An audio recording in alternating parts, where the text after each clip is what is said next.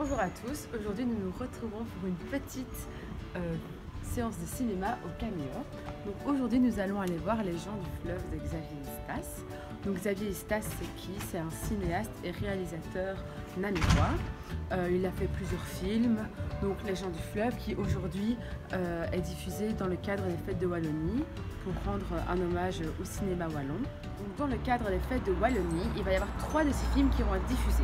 Aujourd'hui, nous allons voir Les gens du fleuve. Ça raconte l'histoire des gens du fleuve entre Astières et Namur, d'hier et d'aujourd'hui, avec leur évolution, comment est-ce que les villages ont évolué, comment est-ce que les habitants ont évolué, etc.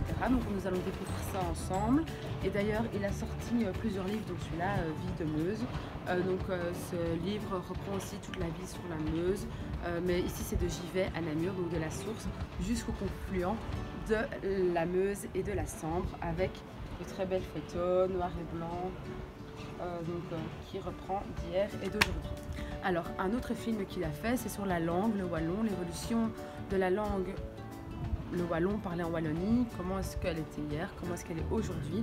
Et aussi le troisième film qui va être diffusé, c'est le film sur la ville Namur qui se trouve aux États-Unis, que les Belges ont reproduit.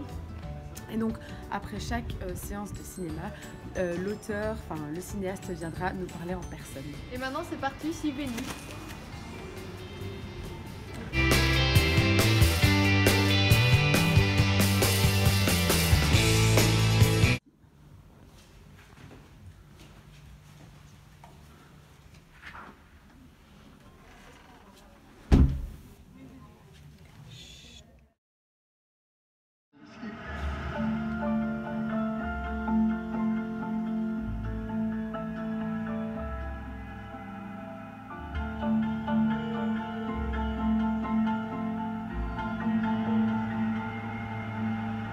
Sur notre droite débute le parc de la Plante.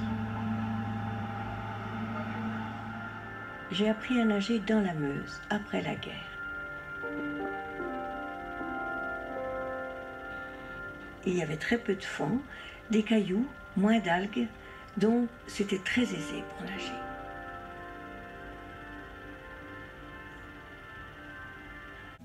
Donc ce que vous en retenez du film après avoir vu Les gens de la Meuse?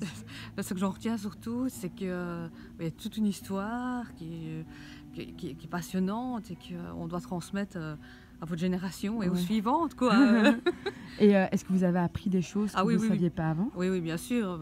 Par rapport à l'histoire, je ne savais même pas qu'il y avait autant d'hôtels, qu'il y avait des îles qui avaient été, on va dire, utilisées pour des hôtels, des petites plages et tout ça. Enfin, voilà, quoi. Ça, je ne savais pas du tout, quoi. Et donc, après avoir vu le film, est-ce que vous pouvez affirmer que la Meuse fait bien partie de la vie en Wallonie? Oui, bien sûr. En plus, moi, j'habite le long de la Meuse aussi. Une ancienne maison d'écluse à Andenel, donc près d'Andenne. Et oui, ça fait partie de l'histoire, quoi. Et c'est dommage qu'il n'y a plus l'écluse. Moi, elle a été détruite, quoi. Mais bon, c'est magnifique, quoi. Et le matin, quand je vais promener mon chien, tous les jours, il y a des découvertes, en plus, avec le lever du soleil, le soir, le coucher de soleil. Il y a toute une ambiance qui est magnifique. Donc, dans quelle mesure est-ce que la Meuse rentre pour toi dans la culture wallonne, dans la culture belge?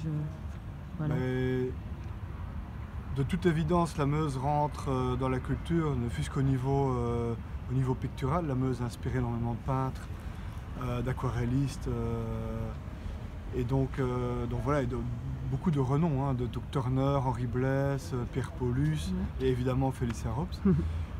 Également au niveau de la littérature, parce qu'il y a beaucoup de poètes qui ont écrit autour de la Meuse. Rimbaud, Victor Hugo, enfin beaucoup d'écrivains. Donc voilà, moi je parlerai principalement de ça. Et puis alors, au niveau architectural également, le style mosan est passionnant, vu que c'est une espèce de succès d'année de l'architecture anglo-normande. Donc c'est passionnant. Donc par différents biais, la Meuse a clairement influencé la culture en Wallonie. Donc qu'est-ce que ton rapport avec la Meuse, qu'est-ce qu'elle t'a apporté et d'où te vient cette passion pour la Meuse? Donc la question est assez vaste. En fait, mon rapport à la Meuse a commencé très très tôt, vu que j'ai appris à nager en Meuse. Donc déjà vers 5-6 ans j'étais dedans, comme Obélix, je suis vraiment tombé dedans. Et puis ça m'a pas quitté. Ça m'a jamais quitté, j'ai toujours voulu passer du temps, une journée comme aujourd'hui, je rêverais d'être en bord de Meuse. Dès que c'était possible, déjà quand j'avais ton âge, puis plus tard, j'ai voulu habiter en bord de Meuse et j'ai eu cette chance. J'ai toujours cette chance.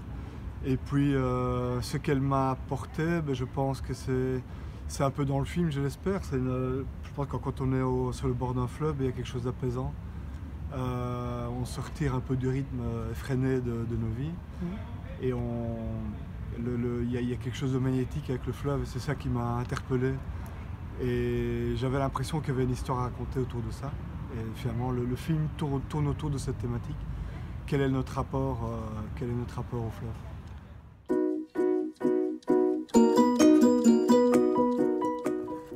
Donc on a trouvé que le film était très intéressant parce qu'on a découvert beaucoup de choses sur le point de vue historique de la vallée Meusane. Et on a été plongé dans le quotidien des gens qui y vivent, donc c'était assez touchant. Et on se rend compte aussi qu'il y a beaucoup d'endroits paisibles et calmes, tout à 2 pas de chez nous. Donc voilà. Et puis le ressenti des gens aussi à la fin de la séance, c'était qu'ils étaient quand même fort touchés par ce film. Tout le monde a bien apprécié. Donc voilà, et d'un point de vue culturel, donc déjà le cinéma c'est quelque chose de culturel qui a toute sa culture, donc toute la culture cinématographique. Mais en plus de ça, donc le sujet des gens du fleuve, donc ça parlait de la Meuse, a quelque chose de culturel car donc tout d'abord beaucoup d'artistes s'en sont inspirés pour faire de l'art, donc soit dans les écrits avec Victor Hugo, Baudelaire, ou pour faire de la peinture, des aquarelles comme Felice Rops par exemple. Ou même donc, la Meuse est dans le patrimoine des habitants, dans leur vie et donc dans leur culture à eux. Et on voit vraiment que les gens y sont attachés. Et voilà.